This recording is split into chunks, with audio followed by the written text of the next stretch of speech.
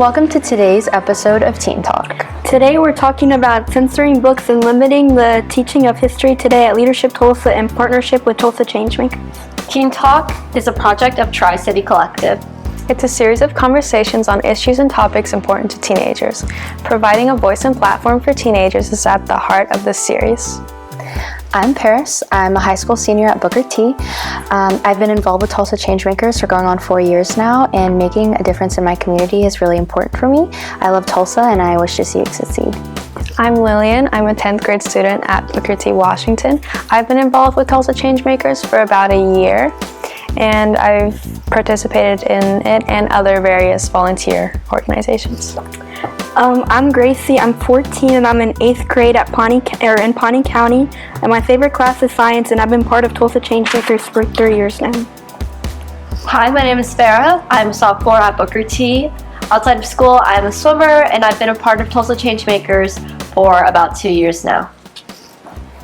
So we're just going to kind of jump right into the discussion, but I think it's important to note for not only us but our viewers that we're talking about this for a very real reason, as House Bill 75 restricts the teaching of concepts related to race and gender, and so that's kind of why we're talking about this today.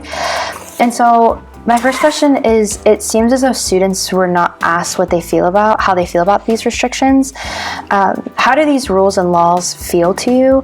And what is your reaction to book banning and putting limits on what can and cannot be taught or discussed in the classroom? On a really general level, it sort of feels kind of wrong to me, especially book bans. I mean, people write these books about real experiences they have. They're based on real issues that they've faced, especially memoirs. And just to ban a book that someone wrote about these issues just feels wrong in a way. Even if it's trying to protect someone, these are still real issues that students will probably end up facing sometime in their life. So it feels a little counterproductive to ban it. Yeah, when it comes to limiting curriculum, I think it's really important for the developing child, since we're all still developing. I think it's important to hear the entire picture in order to get a pretty good, well-rounded concept of the world. So I think it's really important that things shouldn't be censored, especially books that have valuable lessons and meanings. I feel like censorship it normally isn't a good thing, especially when it comes to race and gender, because I feel like that if we don't understand what racism and sexism looks like and we aren't taught, then it continues to happen, and that people just aren't going to learn and understand how to prevent it in the future for individuals. Yeah, I totally. Talk about that more individually, from your own individual experience. I've been to 7 different schools, and and I've been to many rural towns, because right now I live in Cleveland, and it's very small. And if you've ever been to a small town in Oklahoma, there's very offensive things that people say, and that they aren't realizing or learning that it's not okay to say. And if I'm walking in the hallway and I'm hearing people shout racial slurs and nobody's doing anything to stop it, and they don't realize why it's wrong or even what it means, they're never going to learn, and they don't realize from their mistakes, and it's just going to keep offending people. And that's going to be bad for them in the future when they're trying to get a job or when they're in a workplace, because they can't say that. Yeah, it's completely understandable. Earlier, Lillian, you mentioned that you've read The Kite Runner, which is now banned. And Farah, you also mentioned that you read The Glass Castle. Do you think the content in these books, means that it deserves to be banned in the school? I don't think any content deserves to be banned. In The Kite Runner, it is an extremely heavy topic, and it's a very, very sad book. So I would never recommend it to some elementary school kid, but I would never ban them from reading it. And I think it contains valuable lessons that I think as you get older, like late middle school or high school, I would absolutely recommend it to read. Yeah, on that note with The Glass Castle, I think every book has value in it, whether it's a lesson learned or an experience shared. So to ban it, I think we're almost in a way prohibiting a student from learning something, because there's always a lesson to be learned from any book. And to ban those books, it's almost like taking that lesson away. Yeah, That's completely understandable. I think we're all kind of agreeing that there's a difference between being age appropriate and completely banning something and prohibiting people from having access to it. They're completely like two different things. So I kind of want to pick your brain more. In your house or amongst your family, are there topics that are too taboo to discuss? Or are there limits to what books you can read, what music you listen to, what movies you can watch? Not in my household. My family's always been very supportive of everything. They inspire me. They want me to ask questions about the world and inquire. My mom was the first person who recommended Kite Runner to me to read it. They make sure not to restrict anything and to allow me to learn more about my surroundings. Not in my household. Nothing's restricted, but my parents do an excellent job of pointing out what is wrong.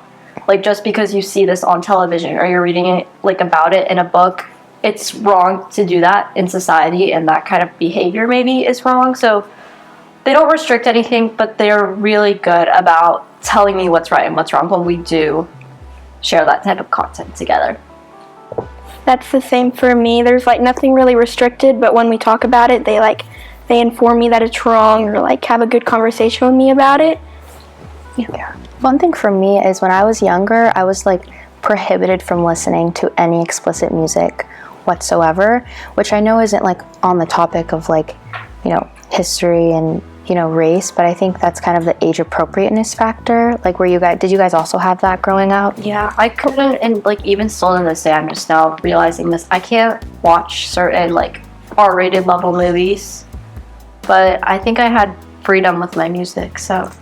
Yeah, when I was really young, my parents didn't want me listening to explicit music, and they would, whenever they played a song on Spotify, they would always put on the clean version or something. So Kids Bop? Yeah.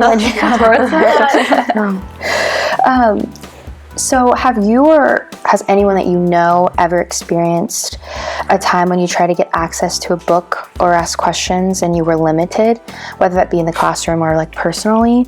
And what was an instance where you knew about a topic in the teaching classroom and it didn't align with what you knew, the knowledge that you had acquired?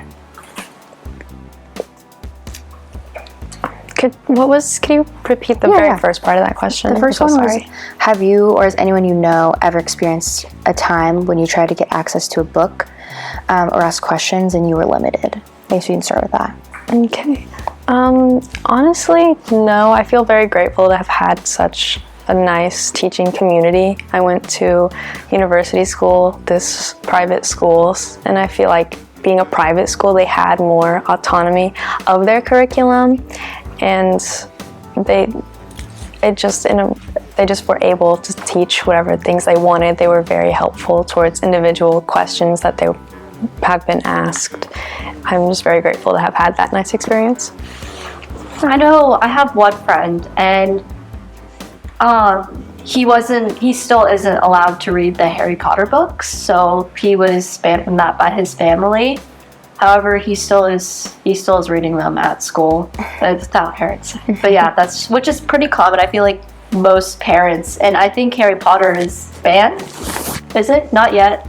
It's been banned before, hasn't it? Yeah, it's been banned before. Again, another banned book that really doesn't deserve being banned. Harry Potter has a lot of good lessons. And yeah. I'm not sure if I've heard or experienced being denied books or certain resources.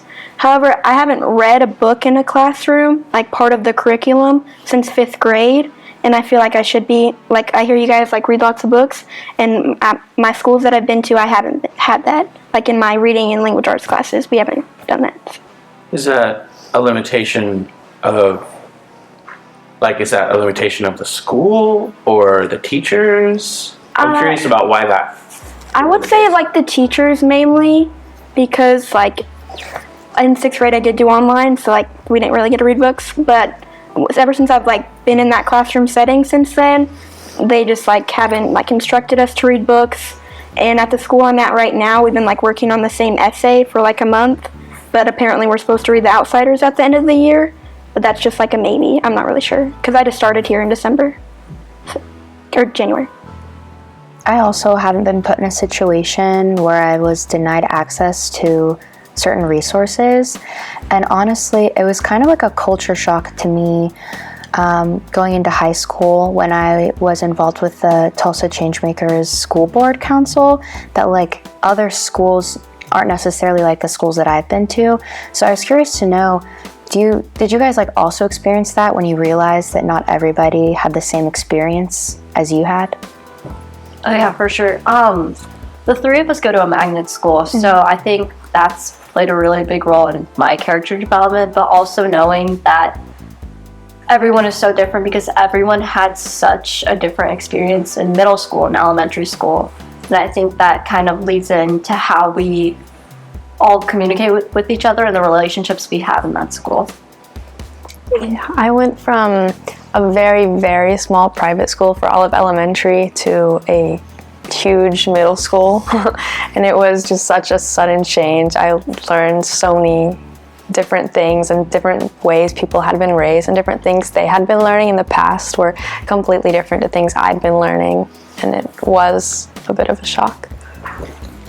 Can you repeat what you asked again? I'm so sorry. Yeah, I was just wondering if it was sort of like a shock to you, or if you had a shock at all, to learn that your experience was differing from other people's experience when it came to like gaining access to resources in the classroom. I have like a lot of educator family members, so they've kind of like taught me like things that I haven't been learning that I should be learning. Like at my last school, they were teaching us 5th grade math even though we were in 8th grade.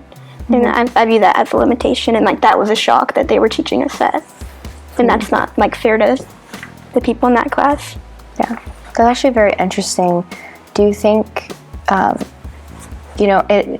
it's inhibiting for the people that are in your school to not have like the access to the resources that you have? Because I mean, you said you had educators outside of school, correct? Yeah. So I imagine like you're grateful for those people. Yeah, because before we took tests, like a state test, my grandpa, he would get an IXL and then go over all the standards with me because he knew I wasn't learning that at school. Oh, that's interesting. I think we're also very like outspoken people, or very dedicated to our craft, for lack of a better word, like the things that we're interested in, or the things we admire, the things we want to change, really. So sort of like tell me about Tulsa Changemakers and what interested you in this group, and what about this group connects you to this topic specifically? Tulsa Changemakers, I originally joined because I wanted to be more active in my community and have more organizations to put on my applications, but it has proven to be, I feel like, it's given me more than I knew that I was signing up for. The first thing I signed up for was the Tulsa City Youth Council, which we talked about real issues in Tulsa and got to create a presentation and share that with the Tulsa City councilors to try to solve an issue in the city. And it helped me gain so much understanding of things that are happening in the city. No information was censored to me. We could talk to anybody we wanted to about these issues, and it really helped me gain a lot of knowledge about local issues that were happening. Yeah, so originally, like Lily and I joined Tulsa Changemakers to be a part of the Youth City Council, where I got to meet with important people in the city to discuss problems I felt passionate about. And through Changemakers, I really felt that this organization has been a safe space. Like Lillian said, nothing was censored, and I felt free to talk to anyone about anything because it was that safe space for me. And I think that really helped develop my character today, and it helped me speak my ideas and my opinions clearly while also like getting a point across. So I think Changemakers has really been a safe space for me to explore not just history, but like current events. I had first started at Changemakers in 5th grade, and during the school program that they offer, I can't remember the name right now, but I had first did that, and then I did the Power of Youth, and then they asked if I wanted to be on the CLC, and then obviously I said yes. And then so my third time being on the CLC, and I just really like the community and the friends that I make and the people that I meet, and that just how much I learn being around here. And I just like really appreciate that, and just how much I learn here, because we just get to talk about so many topics, and learning about what's going on in schools and stuff. And I like that I have access to that here. Yeah. I'm sure like many other students, my mom signed me up for the Power of Youth program, like against my will, which I'm grateful for now. But so she signed me up for that, and then I stayed involved in the organization since freshman year. And I think like what connects me to this topic, or really any topic really, is like the skills that I've learned to be able to, whether that be public speaking skills or like how my government works, you know, like what a House bill even is, like who to talk to make change. And I think like all of us can connect to that and attest to that I think this is kind of a safe and open space when it comes to, you know, education and acquiring knowledge. Do you find that the experience with Tulsa Changemakers has sort of made it so that students who haven't had that experience maybe look at politics or maybe look at these bigger topics in a different way? Does that make sense? It definitely makes it easier to form opinions and talk about your opinions within like the government and politics. But I feel like Tulsa Changemakers is not just limited to government and politics. I also think that we're able to talk about a lot of other topics in society. Like, for instance, we talk about the environment a lot of the times, and we talk about different situations that are considered problems in today's society. So I think it makes it easier for students to talk about these worldly events. Yeah, I would agree with everything Farah said. I think it brings people together, and it makes it very obtainable for people of any background or any past, like anyone whose parents limits what they learn. They can come to Changemakers, and it's a safe space for them to ask questions and learn more about the environment or any topics, any social issues. Yeah, I totally agree. I think overall, Tulsa Changemakers has made me a more well-rounded and educated person. And when it comes to politics specifically, I think that shows up in the way of confidence. So I have more confidence speaking about the issues that I'm, you know, passionate about, whereas somebody who may not have access to these resources may not have the confidence to speak about these issues or political issues. And so they say, well, I'm not a political person. You know what I mean? I think that this overall, this program in general has fostered a sense of confidence in me personally. I think Changemakers gives me like a wider perspective, and I catch myself whenever I'm having like day-to-day conversations using these perspectives. Like I have a wider view compared to most people have. Like when I'm talking about like other people's opinions on something, I get a perspective from people that I've met at Changemakers, and I catch myself saying a lot like, well, I met somebody at Changemakers who also has a similar perspective, and I can talk to them about that. And it just gives me like a wider view and more things to think about when it comes to my like opinion making and what my decisions are like whenever it comes to politics. I feel like in general, like, everybody's like, never talk about politics, right? Because it's so, you're just going to make someone else angry, right? But like, we need to learn how to have this conversation. Absolutely. Yeah. Absolutely. I think that there's a difference between having a respectful conversation and being more of like an intellectual bully. And I think, you know, if that makes sense, there's a difference between having an insightful conversation with somebody about politics and just spewing information at them that they may not understand or they've never really heard of. And I think that's kind of the difference in like a calm conversation about politics. And I think in schools, sometimes due to like the censorship in the curriculum, sometimes these topics aren't always brought up whenever they should be. And some people don't learn how to have these calm conversations because some teachers maybe don't have full autonomy of their curriculum, or there's certain topics that they're afraid to teach. And it doesn't bring forth this like civil discourse discussions. Last year in May, Changemakers and I believe to a couple other organizations, they had it was offered to the CLC from last year. They had gotten a bus at like 6:30 in the morning, and I got to go. And we were able to go to the Oklahoma education meet. That's not the right word, but I can't remember it right now. Where like they pick like I believe 10 people to go up and speak to Ryan Walters and the board. And we got to go witness that, and I was able to speak that day actually, and it was very cool.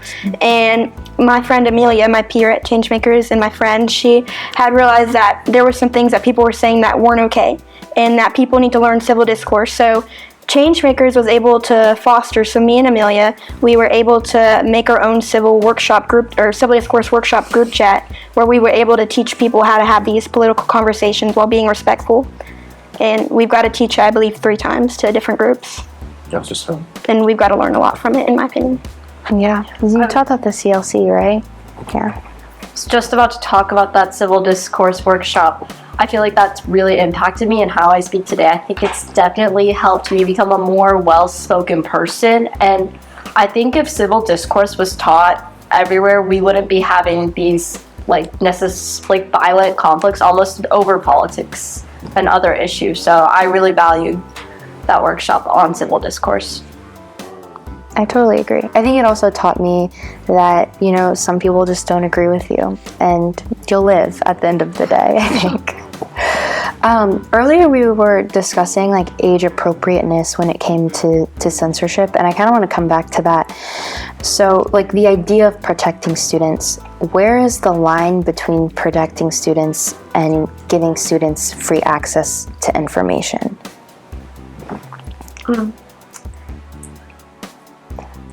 That's a tough question. I think, personally, I'm not a fan of banning any sort of book, really. I can't think of any other media as of current that I would, or any sort of educational media that I would want to ban.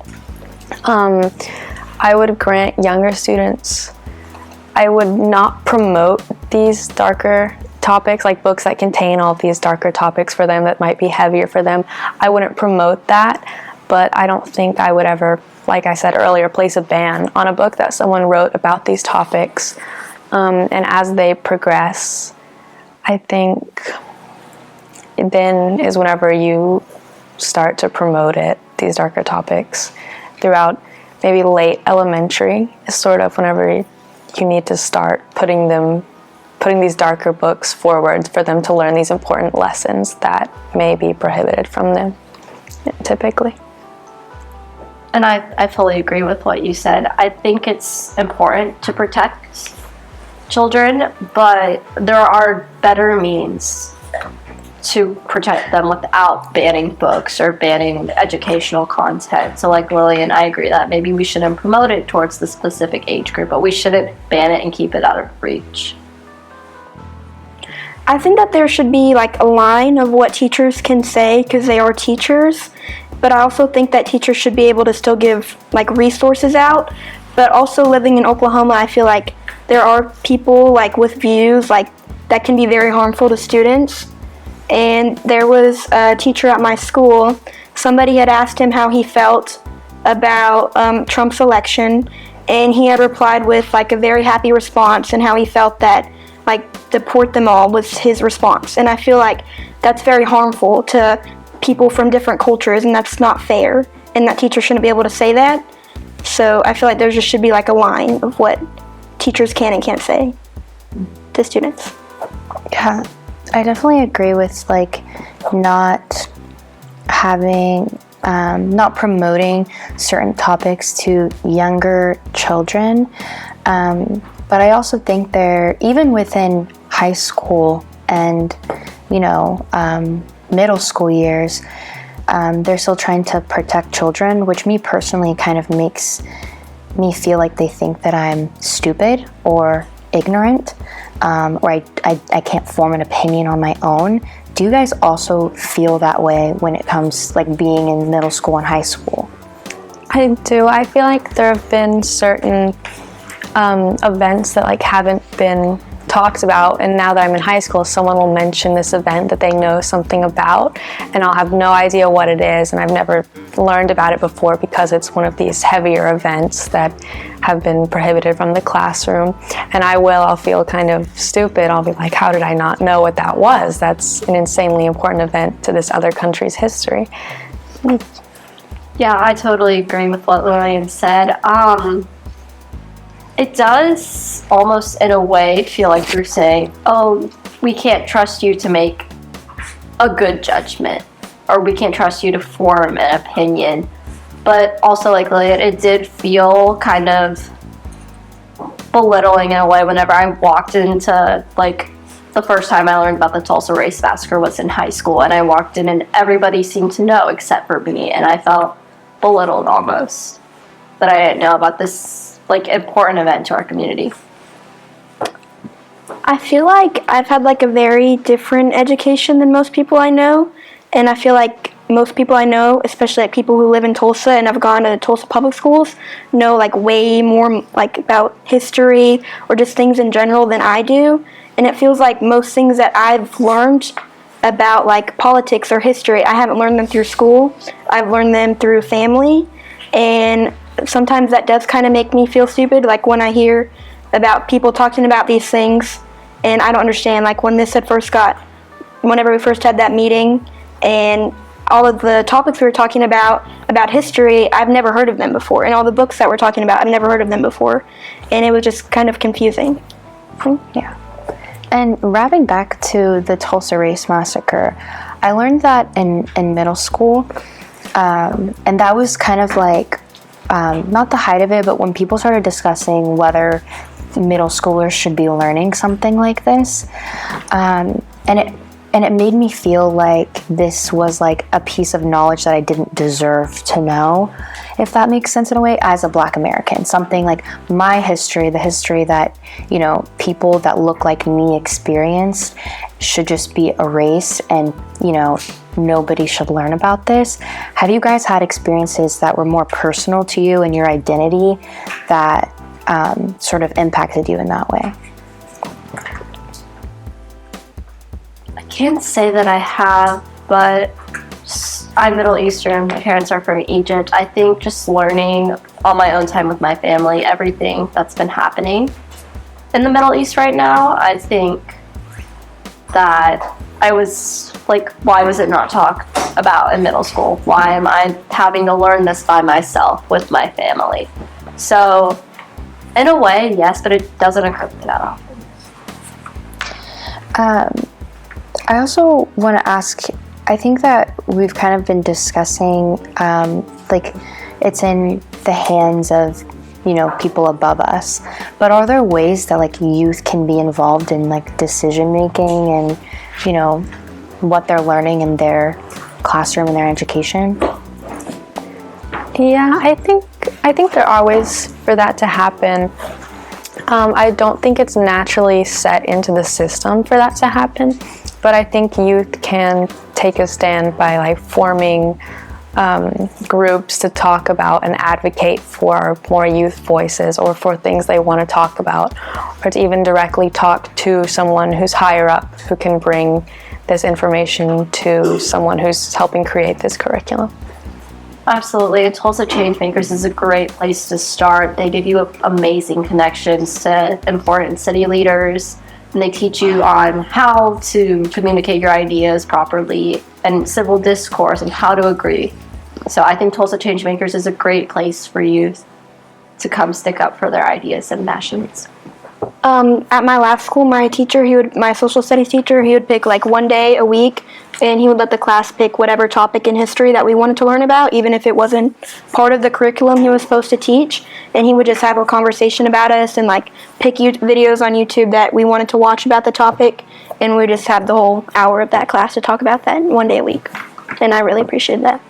Do you think that allowed you to critically think about, you know, certain topics, you know, yourself, and like come to your own conclusions, you know, picking topics that you were interested in learning about? Kinda. I was like mainly the one who picked talk and nobody else like cared. But I think that it was like a good gateway for people to like learn and express their opinions, because he never really like pushed his own. He was more like asking us what our opinions are on it, and I like that. And I think it's interesting that you brought up like kind of stepping aside from curriculum for teachers.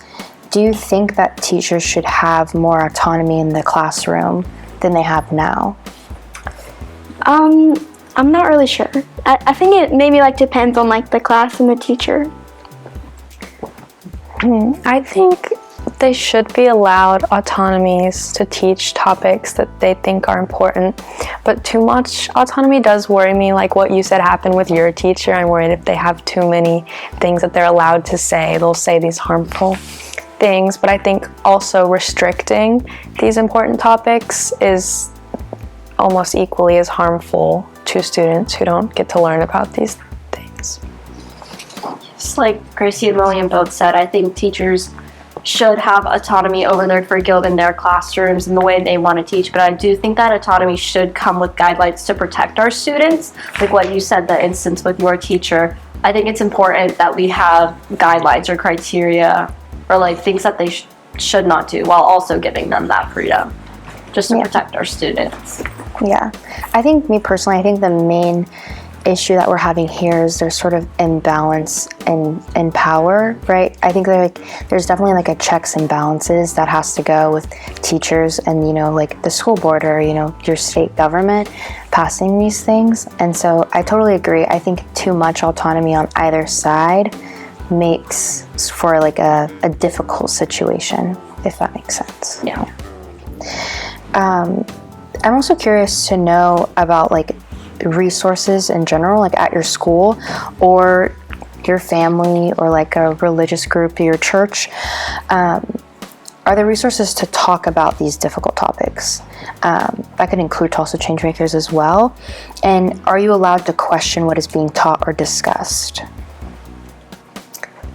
I would say yes. I think, as I've said before, the schools I've gone to, I feel very grateful that we've had such a nice curriculum. The teachers there have always pushed us to inquire about what they're teaching. Any questions we have about the topics, we've always been more than welcome to ask. They're very willing to, outside of class, if you want to go to a teacher and ask about a topic, every teacher I've had is more than willing to discuss that topic with you and to educate you on it outside of the classroom. Yeah, I agree. I think my peers here at Tulsa Changemakers are a really good resource, especially the older ones, the more like adult ones, and I do trust them just because they keep it really unbiased and they give it out simple, like this is what has been happening, and then I'm allowed to formulate my own opinion from just hearing her.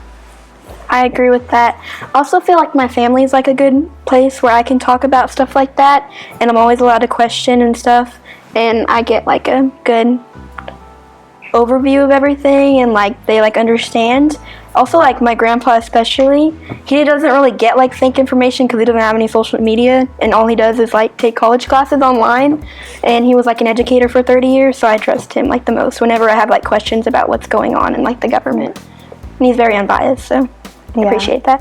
When I have questions or I, feel like I want to challenge a topic or just discuss it in general, I think my friends are kind of like a safety net for me. I tend to gravitate towards my friends because we already have that connection built, that relationship, and I think discussing with friends is a lot easier for me personally than discussing with like my family because they're my age. Like, would you guys agree with that? Like, within my age group, I'm able to discuss things a lot easier. Yeah, absolutely. Yeah, I would definitely agree. Do you have among your friends groups friends who might be like on the opposite side politically, or who might be like their political opinions are different from yours? Like, is that something that shows up for you all? Not within my immediate friend group, but I have been exposed to plenty of people in the classroom who have differing opinions to mine, and I have talked to them about those separate opinions before. Yeah. I had this one friend at my old school, and it almost seemed like it didn't matter the opinion. She always had something to say about it. It was always like, oh, well, if you're saying this, then you're this. And it came to a point where I didn't feel safe, like, saying things, not just to her, but to, like, the people around us, because she was always there. But I think that right now with my current friend group, they're all really good about it, but just that experience of always, like, being attacked for any opinion you said, it really silenced me in middle school, such, like, a pivotal time for developing opinions. So yeah. I feel like my friends from like a smaller towns, they definitely have like a very opposite view, and then all of my friends from Tulsa, they tend to have like the same view as me, and it just kind of depends on the friend group I'm in. But the people that I'm really close with, they normally have like the same opinion as me. And Yeah. What does that look like in those conversations with friends who just don't see things the way that you do? Like, I just don't really like have it, because if like I feel like different views, like you shouldn't like let that come in between your friends. And I feel like if that's their opinion, it's most people, like, you can't really change their opinion, and that's just how it is. And I'll be friends with anybody. It's not my business, so I'm okay with it. I will say that talking about these topics with people of differing opinions has honestly widened my view a bit. I think of course I still see things the way that I saw them originally, but talking to people has helped widen and seeing other perspectives and see like why they think that this should be changed or that this should be this way, and it has maybe influenced me to be more open-minded towards everyone's views. I would definitely agree. I think I grew up in a household, and even with friends, like throughout, K through 12, with views that were similar to me. And so I kind of had rose-colored glasses on, I feel like, of what the world looks like, because I really didn't, reach out to people that had different views than me. And I think that made me more aware, socially aware, and allowed me to be more mindful as well. And I just want to add that I think it's important to have friends with different views than you. I was working at a summer camp, and one of the little girls, we were talking about the importance of friendship. And she said that friendship, having different views on things like friendship, it makes you stronger. So if your friend has a different view than you, it makes you stronger, it makes you better. So while we do seem to gravitate towards people who have the same opinions as us, I think it's important to also have friends who have different opinions than us, widening our perspectives and helping us grow intellectually. I kind of sort of want to hop over and kind of switch the discussion of being, socially and globally aware and being a good global citizen. So what does that look like for each of you? I feel being a global and good social citizen is sort of having an awareness of things, not even globally, just also socially, that things that other people are going through, issues that are prominent in the community, and having an awareness and just being mindful towards those people of that. And globally as well, just mindful of issues that have happened throughout the globe and being mindful towards others of that, which I feel like sometimes we don't gain all of in the curriculum. Like, there are plenty of issues that I have been absolutely shocked that I knew nothing about, and I can't be mindful towards these people that have had direct experiences with these issues if I know nothing about them. I think you talked about learning about apartheid in South Africa. That was one of the sort of global events. Yeah, there was this year in my English class, not even a history class. He mentioned apartheid. I can't remember why, but he asked who knew what apartheid was, and I think 2 people raised their hands, me not included. I did not know what it was. And I researched it, and I was just shocked. Oh my gosh, how did I not know that this was a thing? Like, this is a terrible thing. And there have just been other experiences like that. Like in middle school, we had a small unit on the continent of Africa, and I realized I knew absolutely nothing about it. I had never taken, in any of my social studies, we had never had a class on the continent or any of the countries within Africa, and I was just so shocked on how little I knew about it. Just other events like those that I have just known nothing about. Yeah, to me, being socially and globally aware and being a good global citizen is being informed on events, customs, culture. Like Lillian said, there are a lot of things happening on the continent of Africa that we aren't aware of just because it's not taught to us. For example, the whole Middle Eastern revolution that started in Tunis or Tunisia. I think it's really important to learn about that because that has an effect on us. We deal with trade with a lot of these countries, and some of our closest allies are in that region. So to not have access or being taught that information almost feels a little restricting. I'm not really sure how to answer that question. I feel like I don't know that much about what's going outside of this country, even though I wish I did. So I'm not really sure how to answer that question. I think it's,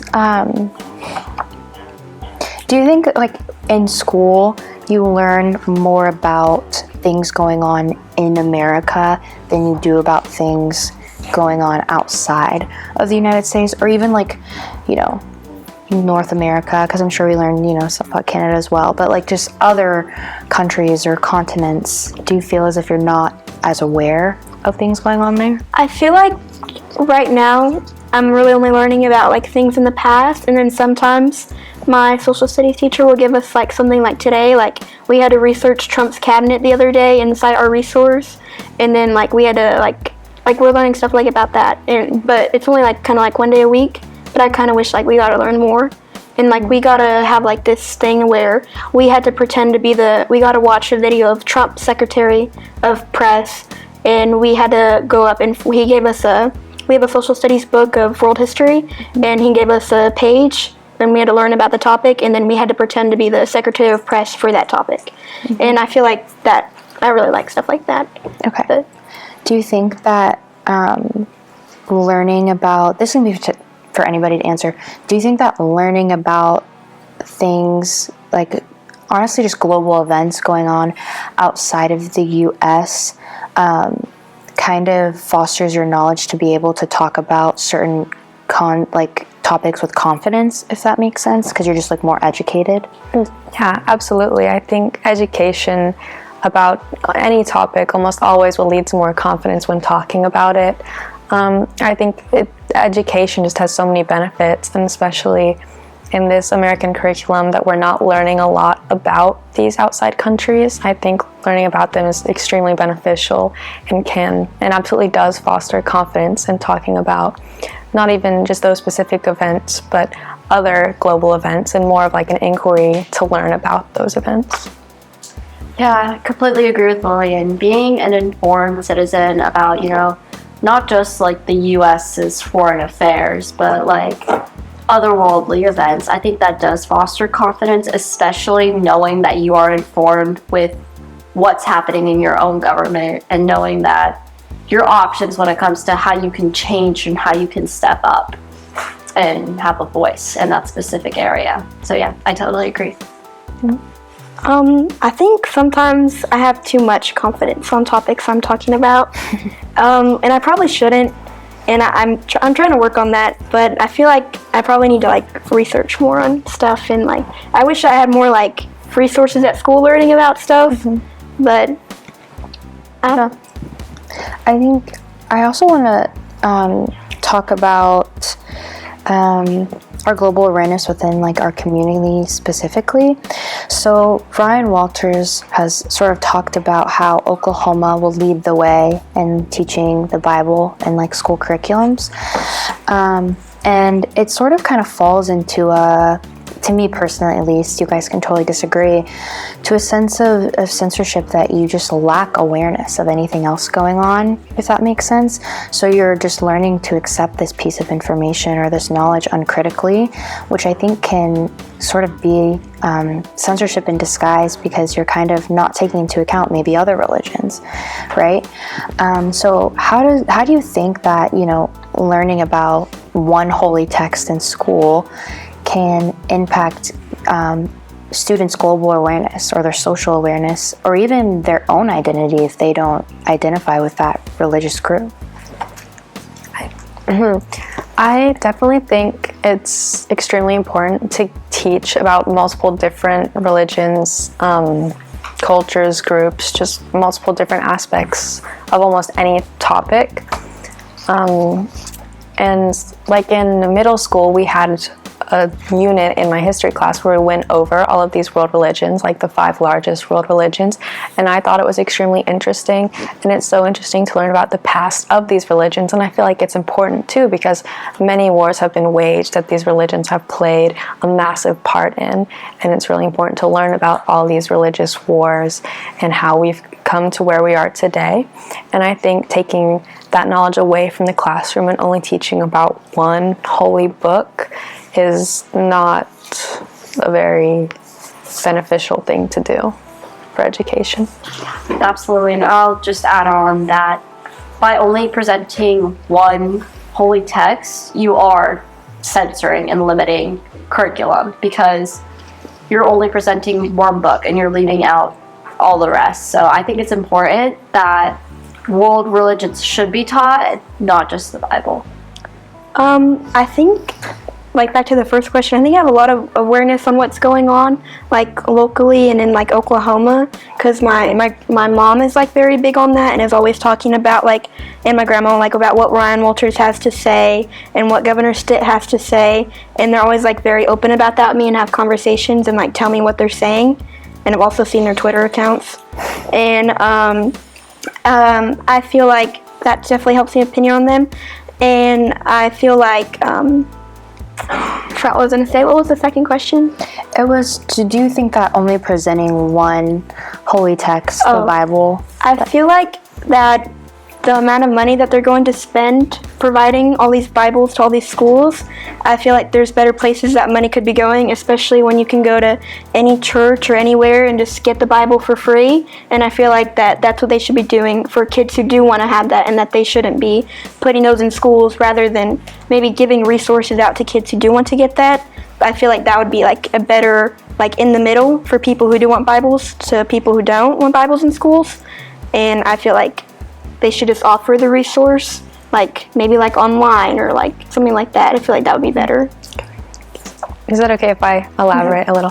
I honestly feel like it's kind of demonizing to people who aren't of maybe the religion that they're trying to teach. If you get a holy book of one religion and you try to teach us one religion, students who aren't of that religion are maybe going to feel like they're underrepresented, or to feel it could cause some sort of like self-worth issues if the religion that they're part of isn't being talked about. I feel like that's unfair for people like that. Yeah. Might also make some students uncomfortable, some students particularly not of that faith. And I think that's important to know, especially at the age that we are right now, and how important it is to be fully informed. So. And, you know, a big argument that people make with teaching the Bible and Christianity in schools is, well, Christianity is sort of like the foundation of, you know, America, and like a lot of, you know, just comments like that, that I even read within the article about Ryan Walters talking about promoting the Bible in schools. What do you guys really have to say to that argument of people sort of promoting this, because we're in America and this is like Americanized society? I think Christianity is extremely important to learn, but as are other religions as well. And I do understand that America's foundation is strongly based off of Christianity, and I think that's very important to note. But I think now, in the current age, we're trying to be much more welcoming towards other religions and other cultures. and I think we should continue on this path.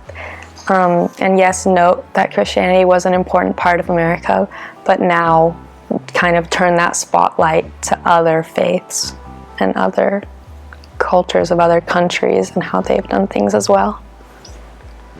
I just want to note that from the very beginning of the American Foundation, it's been very clear that church and state should be kept separate, which is not what we see happening here with Ryan Walters introducing the Bible into schools. I understand that, I'm pretty sure he did this was for morals, to help with morals, but other religions and other religious texts do that as well.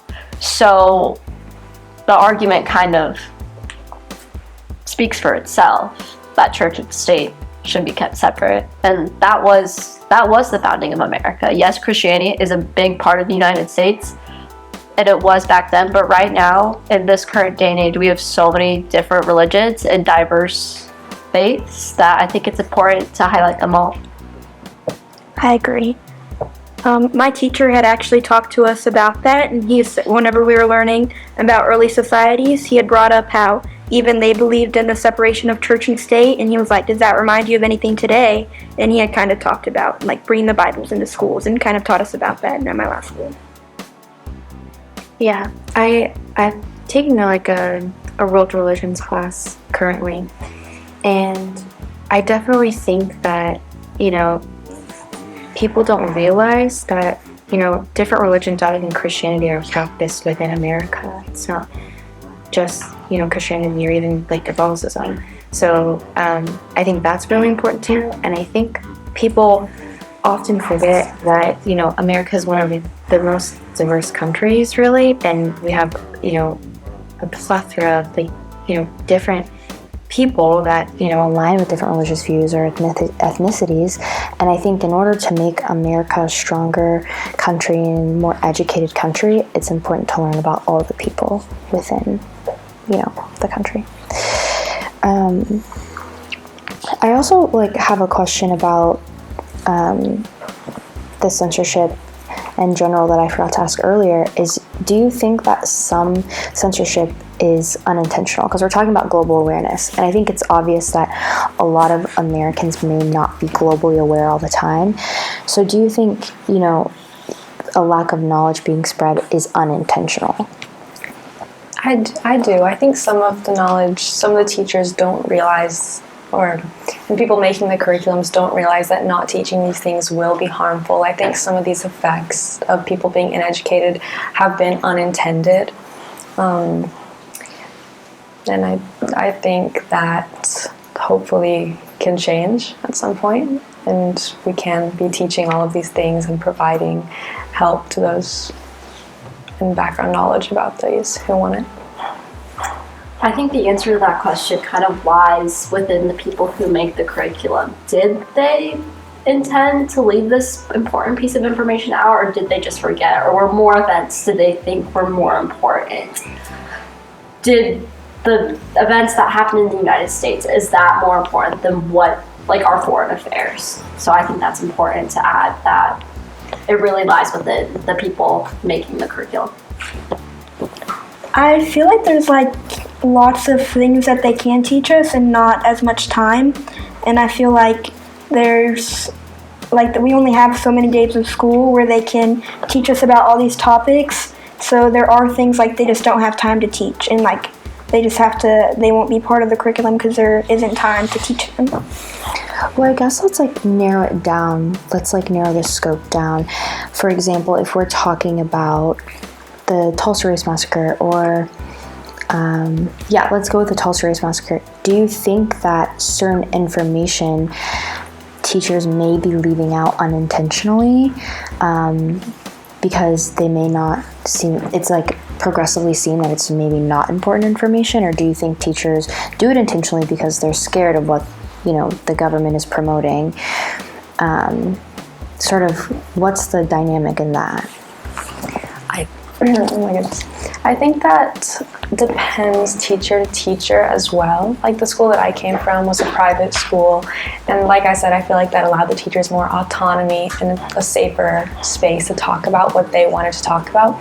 My teacher went over the Tulsa Race Massacre. She pulled up firsthand accounts online from people who experienced it. She recommended Dreamland Burning to us, so she was very involved in furthering our understanding of it.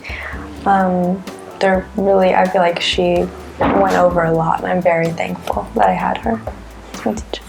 Like Lillian said, I think it varies teacher to teacher, but I do think that some critical parts of the Tulsa Race Massacre just get left out because teachers might be afraid to lose their jobs, or maybe they're afraid of offending a minority student. So I think it depends teacher to teacher. After having this conversation, I feel like there's like a lot of things I should have learned and I haven't learned after hearing what you guys have learned, but you guys are also high school students. But I also don't have a history class until 10th grade, and we're only going to learn Oklahoma history. So whatever you guys have learned that isn't part of Oklahoma history that I should have learned, I won't, if I don't learn it by the end of the year, and then I won't get to. So How does that like make you feel? Like, does that make you criticize, especially like because you mentioned that you don't go to a TPS school, right? So how does that feel to like not have learned certain things, or if I don't learn it now, I just won't get to it?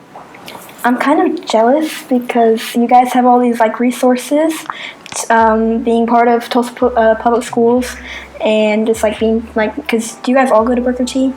Yeah, and you guys go to a very good school, and you guys have like so many resources and have all this knowledge from the very good teachers that you guys have, and I'm kind of upset that I don't have resources like that where I get to learn about all these like events.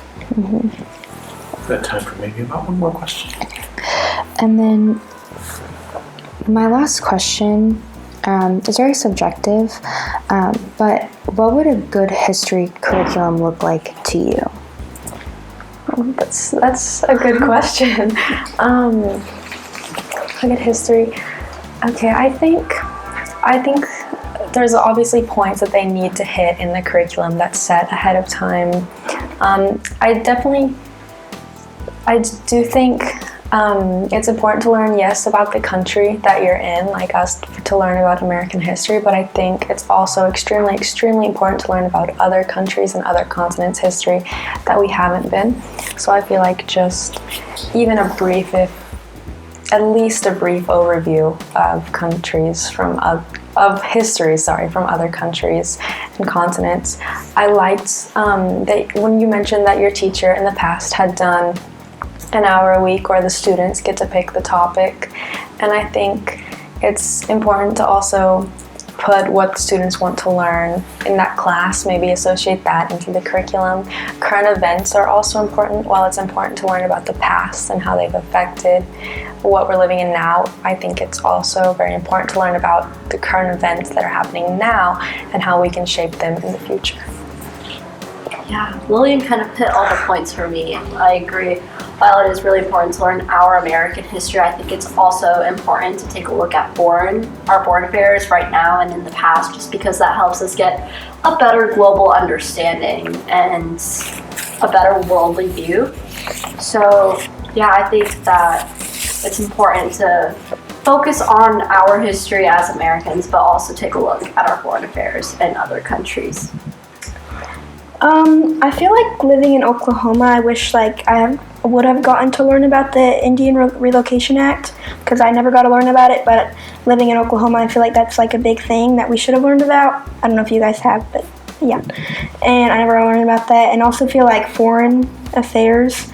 And I feel like us living in America, they kind of, schools make like America, like we have only our country's point of view, and I feel like that's probably not 100% honest, because we don't know history, we weren't alive then, so technically they can change it to whatever they want to be, and I feel like that's kind of interesting to think about. I don't know.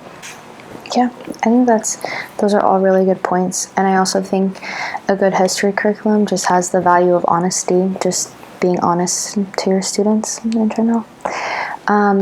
Overall, I think that was like a really good conversation that we just had. I think we like hit all the points there, and I'm honestly very grateful for like all of your guys' insight. It made me think about things that I didn't even think about.